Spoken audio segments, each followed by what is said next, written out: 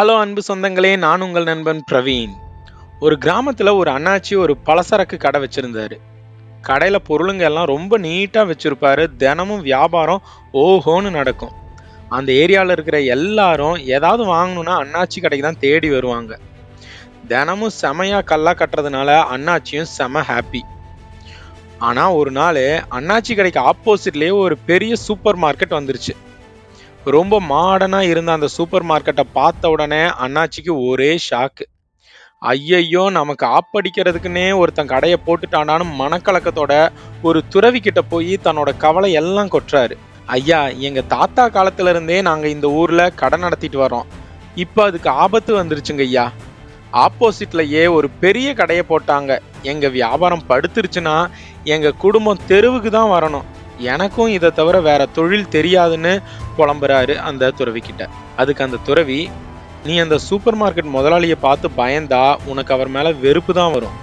அந்த வெறுப்பு உன்னோட அழிவுக்கே வழிவகுத்துரும். அதனால தினமும் உன் கடை முன்னாடி நின்று சாமி கும்பிடு. கடவுளே, என்னோட கடையில வியாபாரம் நல்லா நடக்கணும், நிறைய செல்வம் குவியணும்னு. அடுத்தது அந்த சூப்பர் மார்க்கெட் பக்கம் திரும்பி நின்று அந்த கடைக்காரரும் நல்லா இருக்கணும்னு பிரார்த்தனை பண்ணுன்னு சொல்றாரு அந்த துறவி. இதை கேட்ட அண்ணாச்சிக்கு பயங்கர கன்ஃபியூஷன். ஐயா, எனக்கு போட்டியா வந்தவன் நல்லா இருக்கணும்னு நான் ப்ரே பண்ணணுமான்னு கேட்குறாரு.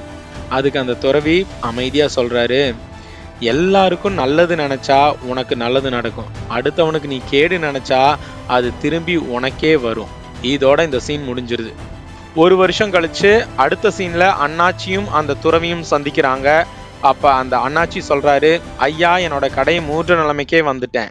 இப்ப கேட்டுட்டு இருக்க உங்களுக்கு ஒரு கேள்வி, அண்ணாச்சி தன்னோட கடையை ஏன் மூடினாரு? உங்களுக்கு 3 நொடிகள் அவகாசம். போன வருஷம் அந்த துறவியோட அட்வைஸை அப்படியே ஃபாலோ பண்றாரு அண்ணாச்சி. அந்த சூப்பர் மார்க்கெட் ஓனரை வெறுக்கல, டெய்லியும் அவரை வாழ்த்தி அவருக்கும் நல்லா வியாபாரம் நடக்கணும்னு வேண்டிட்டு வந்திருக்கிறாரு. ஒரு கட்டத்துல அண்ணாச்சியும் ஆப்போசிட் கடையோட ஓனரும் ஃப்ரெண்ட்ஸ் ஆயிட்டாங்க. கொஞ்ச நாள்ல அந்த சூப்பர் மார்க்கெட்டோட ஷேர் ஹோல்டர் ஆயிட்டாரு அண்ணாச்சி. பலசரக்கு கடை நடத்தி ஏகப்பட்ட அனுபவம் அண்ணாச்சிக்கு இருந்ததுனால அந்த முதலாளியும் எல்லா உரிமைகளையும் அண்ணாச்சிக்கு வித்துட்டு மகிழ்ச்சியா அவரோட சொந்த ஊருக்கே போயிட்டாரு. சூப்பர் மார்க்கெட்டுக்கு முதலாளியான அண்ணாச்சி தன்னோட பழைய கடையை மூடுற நிலைமைக்கு வந்துட்டாரு.